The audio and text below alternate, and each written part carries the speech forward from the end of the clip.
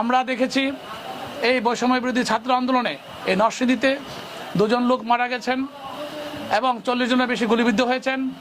আমাদের দলের 10 জন লোক জেলখানা থেকে বের হয়েছে এবং হাজার হাজার লোক ঘরে শুতে পারে নাই।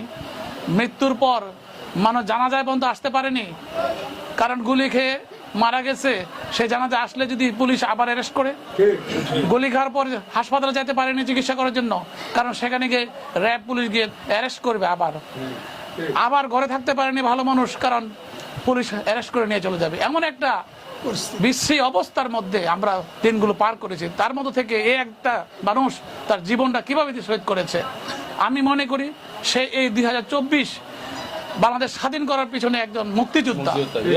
তাকে আমরা আমাদের শহীদের মর্যাদা দেব, তার পরিবারের পাশে থাকব। আজকে আমরা একটা অনুদান দেব আমাদের দলের পক্ষ থেকে। দ্বিতীয়ত, এই তার সন্তান মানুষ করার জন্য তার যে খরচ লাগবে সেই খরচ তার পরিবারের পাশে আমরা একটা মাসে একটা খরচ দিয়ে যাব।